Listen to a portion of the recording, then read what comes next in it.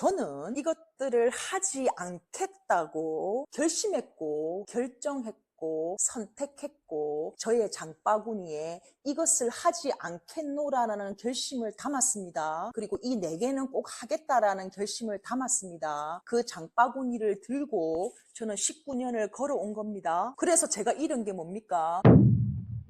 썸네일 어그로 아닙니다. 반신반의하면서 클릭하셨을 건데요. 제가 오늘 가슴에 손을 얹고 선서드리겠습니다. 오늘 이 영상에서 드리는 말은 1도 거짓 없는 진실만을 말할 것을 이 연사 책동이들에게 선서하겠습니다. 뭐 국감 자리는 아닙니다만. 자, 무슨 말씀을 드리려고 하느냐. 많은 분들이 제게 물으십니다. 진짜냐? 네 말이 진짜냐? 믿을 수가 없다. 정말로 이것들을 아는 게 맞느냐? 라고 물으시는데요. 오늘 완전히 종합하여 19년이라는 길고 긴 시간 동안 두 아이들을 양육하고 교육하면서 제가 두 아들에게 하지 않은 것 A, 제가 두 아들에게 한 것 B를 종합하여 말씀을 드리겠습니다. 여기에는 그 어떤 거짓과 오바도 없음을 다시 한번 명시하고 가겠습니다. 뭐라고요? 서로는 때려치우고 빨리 말해라고요? 네, 알겠습니다. 제가 19년 동안 두 아들에게 하지 않은 것을 읊어보겠습니다. 첫 번째로 여러분들이 너무 잘 알고 계실 겁니다. 일단은 사교육이죠. 공부 사교육은 19년 동안 단 한 번도 보낸 적이 없습니다. 큰 대형 학원부터 보습 학원까지 크든 작든 어떤 과목도 보낸 적이 없습니다. 눈높이나 구몬 학습 같은 집에서 하는 학습지를 했느냐? 학습지도 하지 않았습니다. 저희 아이들 어릴 때도 밀크티 같은 태블릿으로 하는 학습들도 있었거든요. 그것도 단 한 번도 한 적이 없습니다. 교구들도 단 한 번도 산 적이 없습니다. 자, 이 아이들이 초등학교를 들어갔습니다. 초등학교 들어가서 숙제 검사 단 한 번도 한 적이 없습니다. 받아쓰기 구구단 외우는 것을 단 한 번도 도와준 적이 없습니다. 준비물 챙기는 것 또한 초등학교 1학년 때는 잠깐 제가 좀 가르쳐 준 적은 있으나 그때도 제가 알람장을 보면서 제가 체크를 하면서 챙겨주지 않았습니다. 그리고 어린이집, 유치원, 초등학교 다 포함해서 방과 후 수업도 단 한 번도 한 적이 없습니다.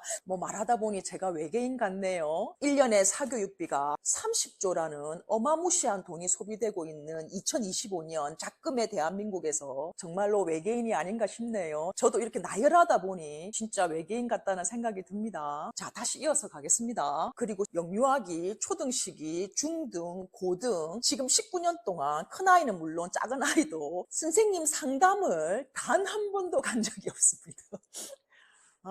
지금 나중에 얘기할 건데, 지금 자랑 삼아 얘기하는 거 아닙니다. 나중에 얘기할게요. 궁금하면 끝까지 한번 들어보이소. 안 궁금하면 좀 참고 끝까지 들어보시고요. 그리고 초등학교는 물론 중고등학교 때도 아이의 생기부, 성적표를 부모가 볼 수 있는 사이트가 있습니다. 우리 때는 성적이 안 좋을 때 엄마 아빠한테 혼날까봐 고치기도 하고, 뭐 엄마 아빠 안 보여주기도 하고, 거짓말을 하기도 하고 했잖아요. 그죠? 근데 요즘에는 사이트가 있어서 부모가 거기 들어가서 아이의 생활 기록부를 볼 수 있고 성적표를 볼 수 있죠. 그런데 저는 19년 동안 두 아들을 키우면서 그 사이트를 들어가 볼 수 있는데 단 한 번도 안 들어갔고요. 왜 안 들어갔냐? 아이들이 성적이 좋아서 저에게 늘 성적표를 보여줬기 때문에 아니요. 저 큰아이 작은아이 성적표 안 본지, 아니 정확히 말하면 못 본지 꽤 됐습니다. 안 보여줘. 제가 궁금하면 그 사이트를 들어가 보면 되는데 아이가 안 보여줄 때는 엄마 아빠한테 보여주고 싶지 않은 성적이기 때문에 숨겼겠죠. 그런데 굳이 제가 들어가서 보고 봤을 때 성적이 안 좋다면 알게 모르게 잔소리가 나갈 수 있지 않습니까? 아이가 먼저 나에게 성적표를 보여주지 않은 그 결정을 존중하기 위함이었습니다. 어쨌든 19년 동안 그 사이트를 단 한 번도 들어가 보지 않았습니다. 그래서 회원가입조차 하지 않았죠. 아이디 패스워드도 없습니다. 제가 지금 읊었던 이것들 진짜 사실이냐고요?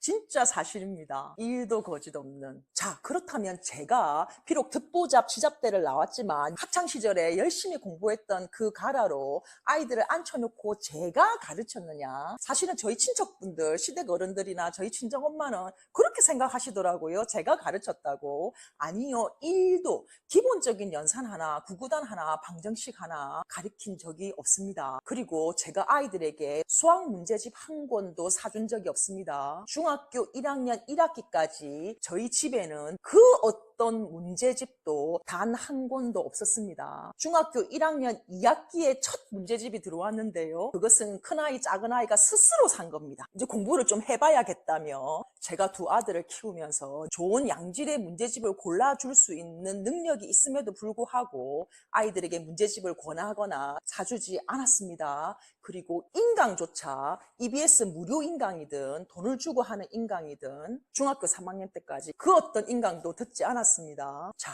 여기까지만 하겠습니다. 더 읊었다가는 진짜 외계인 취급받을 것 같아서 이 정도로 정리하겠습니다. 자, 지금 제가 읊었던 이 많은 것들이 사실이냐고요? 진짜 사실입니다. 나는 그거 하지 않았다. 그런데 우리 두 아이들 제법 잘 컸다. 그러니 닥치고 내 따라 해라 라는 뜻이 아닙니다. 제가 오늘 이야기를 통해서 우리 책동이들에게 꼭 드리고 싶은 메시지가 있습니다. 중간에 끄무는 큰 손해요. 끝까지 한번 들어보이소. 뭐라고요? 끝까지 보게 하려고 참 용 쓴다고요.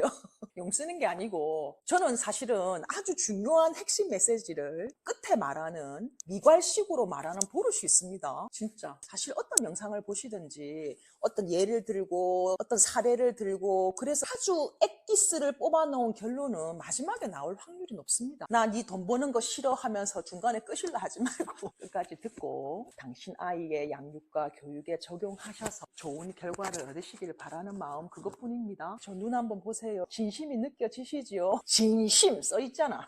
이어서 이야기해 볼게요. 지금 제가 읊었던 이것들 아마 지금 MZ 젊은 엄마들이 보고 있다면 고개를 절레절레 하실 겁니다. 동의가 되고 수긍이 되고 동조가 되기보다는 좀 비정상적이고 좀 외계인 같고 요즘 현실에 맞지 않고 조금은 특이하거나 혹은 고리타분한 선택이었다고 생각하실 수 있을 것 같아요. 맞습니다. 그런 당신의 생각을 저는 100% 존중하려고 합니다. 일단 끝까지 한번 들어보세요. 이야기를 다 하고 마지막에 또 결론을 말씀드릴게요. 제가 19년 동안 두 아들을 키우면서 하지 않았던 거 말씀드렸고 제가 한 것 중에 크고 작은 소소한 것들이 있지만 굵직한 거 4가지만 말씀드릴게요. 저는 이것들을 하지 않았고 대신에 이 4가지는 필히 지켰습니다.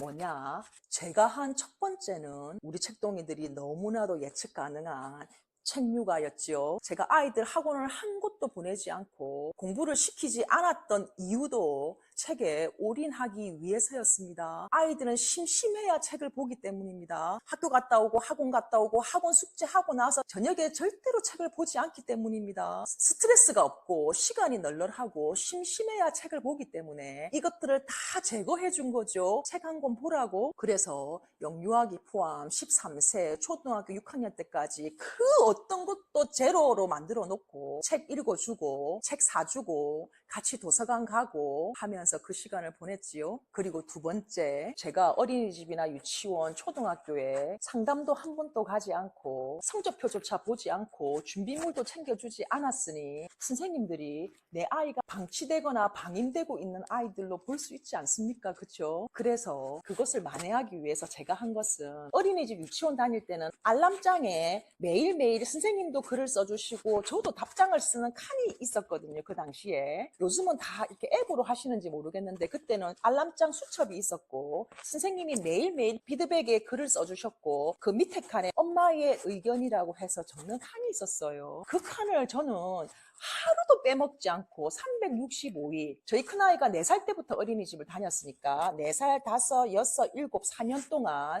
매일매일 선생님께 감사하다는 편지 쪼에 글을 썼지요. 그리고 초등학교 이후부터는 상담은 가지 않았지만 담임선생님께 1년에 3번 손편지를 정성스럽게 써서 아이 편으로 보냈습니다. 첫 번째는 스승의 날, 두 번째는 여름방학 들어갈 때, 세 번째는 1년이 다 끝나고 2월 달에 봄방학을 하지 않습니까? 그 봄방학 들어갈 때 이렇게 3번의 손편지를 정성껏 써서 아이 편으로 보내드렸습니다. 혹여 내 아이가 방임되거나 방치되고 있는 아이가 아니라는 느낌을 드리기 위해서이기도 했고요. 진심으로 감사의 뜻을 담아서 편지를 보냈습니다. 자, 그리고 세 번째, 큰아이 초등학교 6년, 작은아이 초등학교 6년, 총 12년 동안 이거 녹색 어머니 있죠? 교통정리 해주는 거. 교통정리 해주는 거를 큰아이 6년, 작은아이 6년 다 꽉꽉 채워서 해줬습니다. 요거 보통 엄마들 잘 안 하실라 해서 저는 6년 하면 하면서 선생님들이 되게 고마워하셨습니다. 그리고 네 번째, 아이들에게 공부해라 소리는 안 했지만 다시 한번 말씀드립니다만 저 또한 두 아들이 공부를 잘하기를 원했고 좋은 대학을 가기를 원했습니다. 그런데 그 방법을 저는 이렇게 선택한 건데요. 이렇게는 뭐냐면 직접적으로 공부해라는 잔소리를 하기보다 부모가 열심히 살고 부모가 성실하고 부모가 공부하는 모습을 보여주면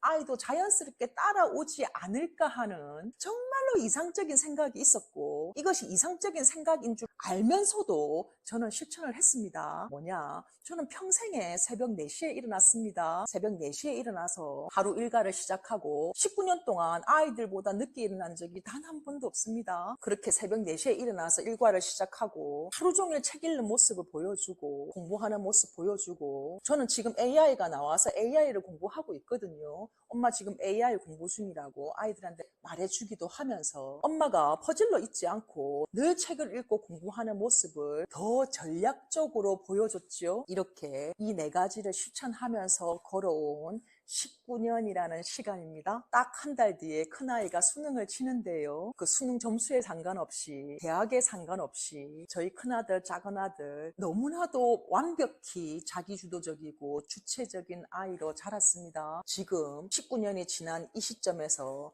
과거를 복귀해 봤을 때 아까 제가 하지 않았다는 이 수많은 것들이 1도 후회가 되지 않고 좀 더 할 걸, 이거는 할 걸 했던 게 하나도 없습니다. 누차 말씀드리는 것처럼 지금 큰아이, 작은아이가 수학을 너무 어려워하는데 지금 그렇게 어려워하고 있음에도 불구하고 저는 어릴 때 수학을 해주지 않은 게 후회되지 않습니다. 어려우니 어려운 만큼 열심히 노력하고 있으니까요. 그 노력하는 애티튜드가 저는 더 중요하다고 생각한다고 말씀드리면 너무 촌스러운 생각일까요? 자! 각설하고 결론 말씀드리겠습니다. 제가 오늘 영상을 통해서 우리 책동이들에게 주고 싶은 메시지가 뭐냐? 지금 내 두 아들 잘 컸으니 묻지도 따지지도 말고 나 따라서 이거 하지 마가 아니라 책동이님들 딱 준비하세요. 무슨 준비? 엄청 식상한 멘트가 나갈 것. 식상하지만 이게 정답입니다. 뭐냐? 아이들 양육, 아이들 교육은 정답이 없고 지금 이 영상을 보고 계시는 당신의 선택의 문제입니다. 좋은 대학은 좀 포기하고서라도 책을 읽는 아이로 키워서 생각하는 아이로 키울 것이냐, 책도 책이지만 적당한 국영수를 같이 해서 입시에 강한 아이로 키울 것이냐, 이도 저도 필요 없다, 자연에서 막 뛰어놀고 몸도 마음도 건강한 아이로 자라라 등등. 아이를 키우는 방법은 100만 가지, 200만 가지, 300만 가지. 내가 어떻게 키운들 누가 뭐라 할 사람도 없고 남편과 내가 가진 교육 철학, 양육 철학대로 내가 키우고 싶은 방향대로 키우는 겁니다. 그래서 저뿐만이 아니라 다양한 교육 채널들을 보시면서 당신의 그 교육 장바구니에 담고 싶은 것들을 담으시고 그것들을 실천하고 아이한테 적용하면서 키워나가시면 되는 겁니다. 제가 이렇게 말하면 또 질문을 하십니다. 내가 선택한 것이 나중에 지나고 보니 틀렸으면 어떡하냐, 잘못된 결정이었으면 어떡하냐 라고 또 불안감을 가지고 물으시는 분들이 있으신데요. 그런데요, 우리가 살아보면 완벽한 선택이란 있을 수 없습니다. 그 당시에 최선을 다해서 고민하고 숙고해서 선택하고 그것을 실천해 가다 보니 여기가 아닌가벼 할 때가 있죠. 그러면 이렇게 하시면 돼요. 여기가 아닌가벼 이러시면 됩니다. 또 거기서 되돌아오든 또 다른 길을 찾든 또 내가 원했던 곳은 아니지만 거기서 다시 시작을 해보는 거지요. 자, 소리내서 한번 따라해 보십시오. 여기가 아닌가벼? 내가 잘못 선택했나벼?